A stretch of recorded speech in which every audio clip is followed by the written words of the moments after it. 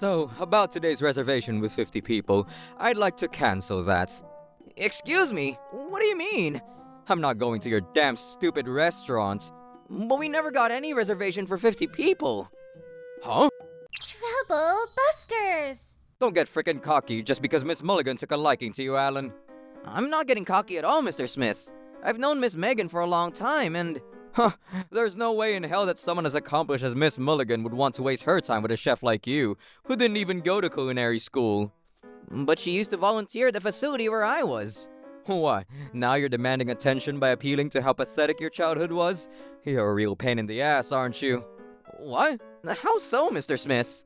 Hi there, I'm Alan Thompson, and I'm a chef at Cafeteria Busters. It's been 10 years since I was introduced to the establishment by my benefactor, Miss Mulligan, who also introduced me to the wonders of cooking. Thanks to her guidance and support, I'm now considered a mid-level chef, and I'm even privileged to have an increasing number of junior chefs under my wing. I knew it was the best thing to learn from you, Mr. Thompson. For real. Your instructions are very detailed. You praise us for even the smallest of things, and it helps keep my motivation up. Thanks to you, Mr. Thompson, I feel we're growing as chefs quickly. I'm glad to hear you say so, though I admit I'm a little embarrassed. These are my juniors, Helen and Kyle. One could say I'm somewhat popular with the new recruits, but these two are the ones who are especially fond of me. Oh, bless their hearts. Enough chit-chat. Get to work. I'm sorry, Mr. Smith. Oh no, not you, Helen, darling. You and Kyle both graduated from the Awesome Culinary School, and my most important juniors after all. Compared to that, Alan here will always be less than half a man.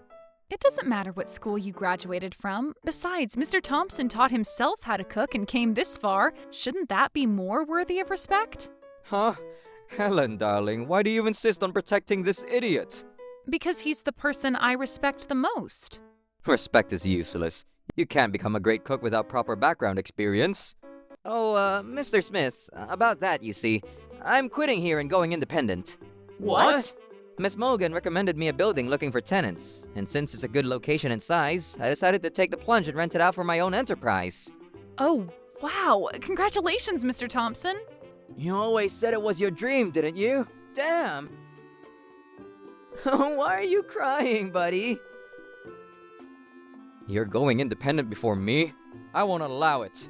Yes, indeed. I opened my own restaurant, the Resto Traveler, specializing in Japanese street food. A few months later, however, an incident would occur. I got a call from Smith at the restaurant. Hey, Alan, I hear your restaurant's thriving these days. Oh, Mr. Smith, thank you very much. Yes, it is quite thriving. And so, I'd like to reserve the restaurant for 50 people. Consider it a late celebration for your going independent. 50 people? That should probably be okay, but, Okay then, thanks. Oh, he hung up. But seriously, 50 people? I was more skeptical than surprised at the sudden phone call from Smith and at the huge group reservation. I thought he despised me. I wonder what's going on with him. But still, 50 people would be amazing business for the restaurant for sure. I didn't know what to think about it, so I just prepared for it. Then, the day of the appointment arrived. Damn, everyone's so late. I was pretty annoyed at the situation, and at that moment, my phone vibrated in my pocket. Hello? Mr. Smith, what's going on? So, about today's reservation with 50 people, I'd like to cancel that. Excuse me? What do you mean? I'm not going to your damn stupid restaurant. I just wanted to see you turn so damn hopeless. Too bad I can't see it because I'm on the phone, but I guess your voice will have to do.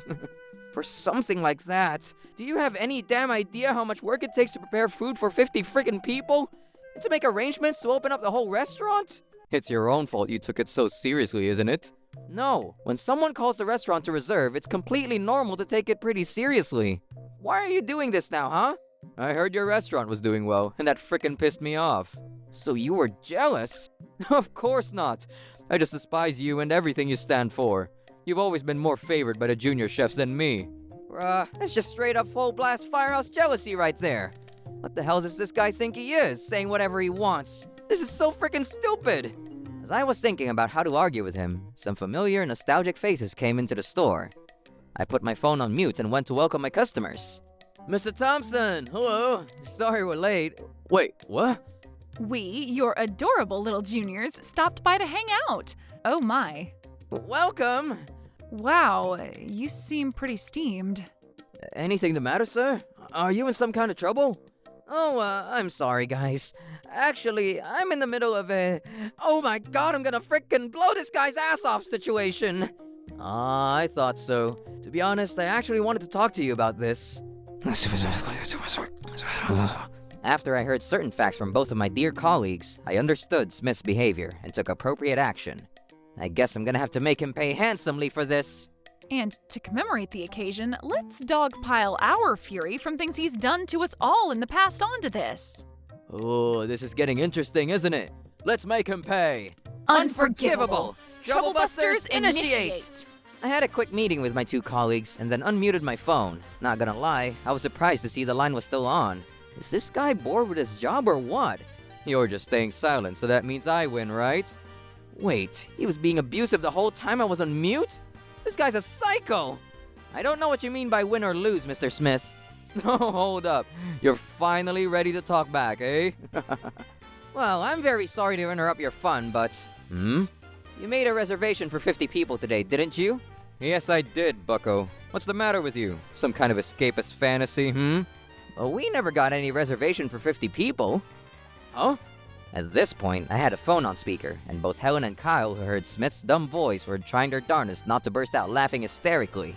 No. What are you talking about? Being bold now, are we? It's true, Mr. Smith. Wait a second. Don't tell me you made a reservation for Rest Stop Traveler. Yes, I did. I did my research and called, so I'm sure. That's the name of your stupid restaurant, right? Rest Stop Traveler is a restaurant that opened around the same time as mine, and the owner is Miss Mulligan. What? Miss Mulligan? You know Miss Mulligan also left to start her own business, right? I did hear about it through the grapevine. Miss Mulligan's restaurant is Rest Stop Traveler, and mine is Resto Traveler. This means that you never made a reservation at my restaurant, Mr. Smith. Huh? What do you mean? You were the one who took the call. I just happened to be at Miss Mulligan's restaurant that day, you see. We're business partners after all. You didn't know? I don't believe you and your stupid ass lies. You just said some random thing in Miss Mulligan's name. I'm not joking, Mr. Smith. I was surprised when I saw your name pop up on my phone. I thought you might be up to something and I wanted to check, but you hung up on me. Well, I thought that if it wasn't Miss Mulligan's restaurant, there was a possibility that you would want to go, so I told her directly. But if this was your plan all along, I shouldn't have told her, huh? I can only imagine Miss Mulligan is panicking a lot right now. Oh no. No. I'm gonna get scolded so badly, aren't I? Miss Mulligan turns so scary when she's angry. And don't expect me to do anything with that opinion of yours, Mr. Smith. Why don't you go to Miss Mulligan's and apologize? I'll come with you. You're going to apologize with me? You've always been such a good guy, Alan, you know that? That's not... Oh, thanks, buddy. I'm on my way right now, so you hurry up and get over there, too. See ya. After some convenient misunderstanding, Smith hung up the phone. Wait, hold on. Shit, he hung up. Man, here's too happy he must have. Oh, man. Oh, shit. Oh, stop. You're too funny, Mr. Smith. Oh, my stomach. It hurts. Kyle, calm down, sweetie. But this is... I can't do it. You both laugh too much.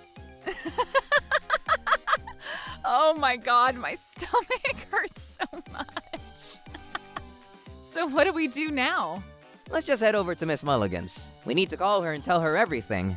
After explaining the situation to Miss Mulligan, we headed to Rest Stop Traveler. That bastard really did it this time. I'm sorry. It's my fault, Miss Mulligan. Why are you apologizing, Alan? I'm 100% sure Smith is freaking guilty here. No, I thought something was wrong too, but I accepted the reservation anyway. Still, no matter how you look at it, it's his damn fault. Be magnanimous, boy. Yes, ma'am. Forgive me. Oh, Miss Mulligan, so cool as always. This is why you're the best in the world. Thanks for cheering me on, my dears. What's with this atmosphere? Are we starting a battle? Well, a battle is imminent, isn't it? I guess that's true. Just as we were getting excited in such a manner, an impatient-looking Smith made a sliding appearance. I am so sorry. Like hell I'm gonna forgive you, you bastard. What are you thinking, eh? Shame on you, frickin' shame on you. No, this was a mistake. Alan is with me in this. And why do I have to apologize too, Mr. Smith? Well, because you told me you would apologize together earlier. I did not say I'd apologize with you. You just apologize properly and sincerely, alone. Frick! I'm really sorry, Miss Mulligan. I thought I made a reservation at Allen's. You do understand that it's a huge inconvenience to cancel any group reservation on the day of the event, no matter who you're with, right?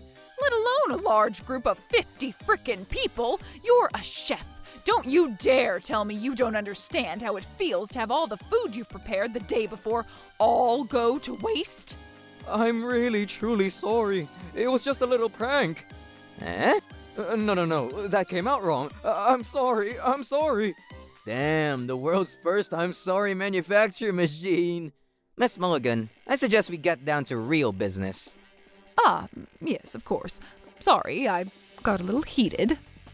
Down to real business? Helen told me not 10 minutes ago, but it looks like she'd recorded the moment you made your reservation here and a bit thereafter.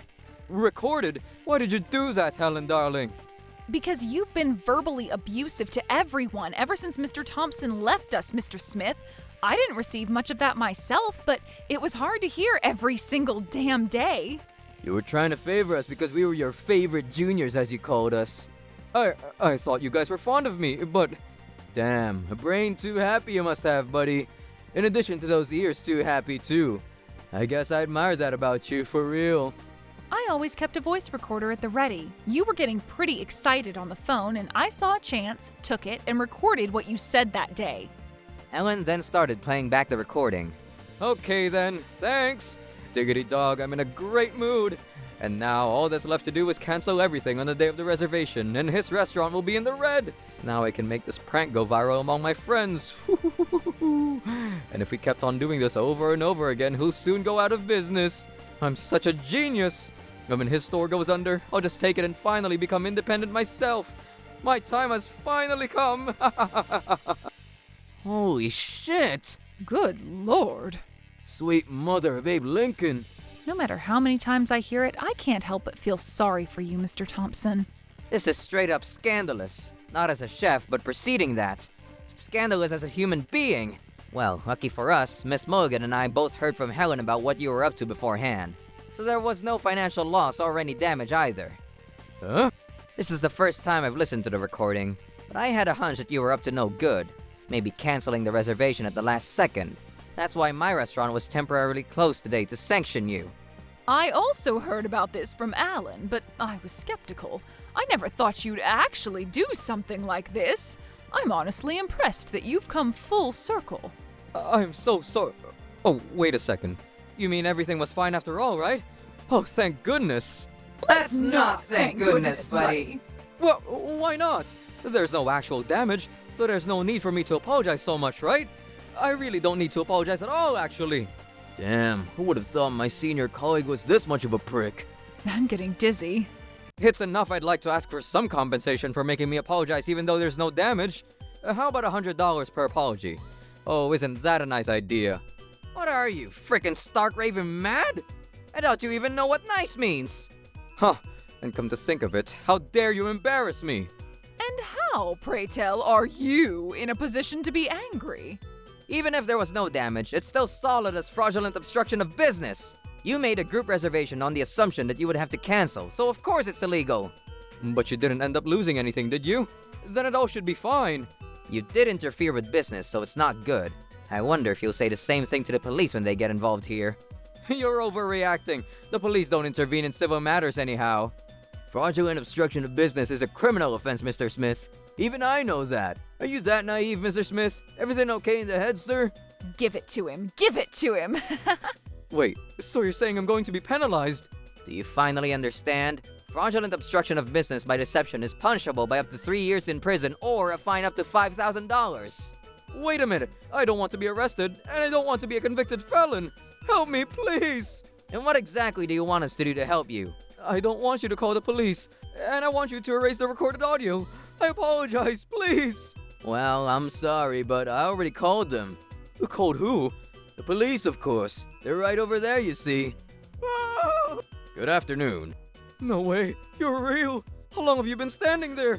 Since the beginning, buddy. Perhaps you were so caught up in your apologies and excuses that you didn't even notice. I've been watching the recordings and the exchanges here, and that gentleman over there seems to have recorded this whole transaction as well. There is no conceivable way you can get away with this. Yay! I'm so cunning, bro! Oh no, if my superiors find out about this, it'll be... no, we can still work this out. If I settle this matter privately, out of court, and bribe both Helen and Kyle, I'm sure. Why do you still think you can get away with it? I want to learn from your spirit of perseverance. Holy damn. Literally same. Oh, and by the way, I have 2 phones. What are you talking about all of a sudden, Kyle?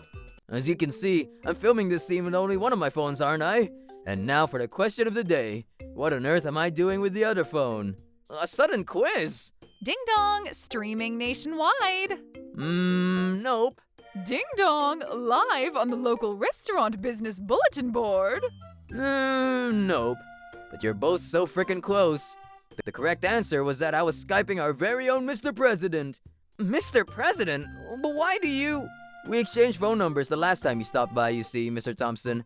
He assured me to call him if anything was amiss. There you go again with those mysterious communication skills of yours. What? What? Mr. President, I'm so confused. Well then, Mr. President, that's all I have to report from here. Well, thank you, Mr. Allison. As for you, Mr. Smith, I've been getting complaints about you for quite some time now, so I have a think about how to punish you. Wait a minute, Mr. President. Please make a generous decision. I'll change for the better, honest. Impossible, my boy. Please don't say so, Mr. President. Haven't I worked and remained loyal to your enterprise restaurant for years? I've heard 2 things about you, Mr. Smith. That you have a bad work ethic and that you're not even a very good cook. I assure you, sir, there's no one that is as good as cook as I. And that's because I graduated from a famous... I honestly don't give the furry crack of a rat's ass when it comes to where you went to school. Cooking is all about sincerity and devotion, my boy. And unfortunately, I cannot feel either from you. Oh, no. No man is an island, they say. But on rare occasions, it can be wrong. I guess so. It seems the boss had made his decision, too. Got what you deserved, mister. Well then, Alan, hire me. How many kilometers of bone do you have in that head before we reach the brain, eh? Of course I'm not gonna let you work for me. Then I'll go to Miss Mulligan's store. You've got to be kidding me. The 2 stores that were sabotaged were mine and Alan's, you know. Do you understand? Of course, we'll sue you on account of both our restaurants. Oh, my life as a chef. Oh. After that, Smith, who was not a great chef to begin with, was fired that same day. We sued him for fraudulent obstruction of business, and he paid me and Miss Mulligan handsomely in damages. Word about Smith and his wrongdoings spread across the local restaurant business, and they say he can't be a chef anymore. I don't doubt it. What's he doing now, I wonder? From what I hear, he's working at a coffee shop, washing dishes while being scolded by the student workers 20 years younger than him. He's lucky to even be in the kitchen after everything that's happened. Well, it's a nuisance to have someone like that call himself a chef, so I'm glad that's his life now. It's super refreshing to me to get rid of all those years of resentment towards him. Yes, it is. Now, down to business, Alan. Take care of this? Yes, ma'am. I served the food while grinning at what became of Smith. Today, along with Miss Mulligan, I was volunteering at the facility where I grew up in. Delicious! This is the best food I've ever had. I am so happy. That's good. Eat all you like, kiddos. Mr. Allen, I want seconds. Hell yeah, buddy. Give me your plate. Hello, Mr. Thompson. We're here to help. After this, we're going to make sweets with the kids, right? I'm looking forward to it. I'm looking forward to it too. Thanks for coming. Well then, let's get started right away. Can you help get ready? Yes, sir. Usually we just served food to the children, but at everyone's request, we decided to have a little cooking class for the elementary school students. After finishing the meal, I started to make desserts with everyone when... Oh, you're doing so well, Amanda. You're so good at cooking. I'm a genius. Oops, maybe you're mixing it with too much force, Max. Maybe be a little nicer to the cream. Yes, Miss Helen. Hey, Mr. Allen. What's up, Danny, my boy? Cooking is amazing. Huh? Cooking is something that can make people happy, so all they have is sparkling smiles, isn't it? That's right, buddy. Isn't it amazing? Yeah, it is. Someday, I'll be a chef like you, Mr. Allen. I saw myself in Danny's smile. I thought I couldn't become a cook because I didn't have enough money, but it's all thanks to Miss Mulligan's guidance and support that allowed me to become a chef. I know that's why I'm here now. As I looked at Miss Mulligan, Helen, Kyle, and everyone else, I was determined to improve my cooking skills to see many more smiling faces in the future. Trouble Busters.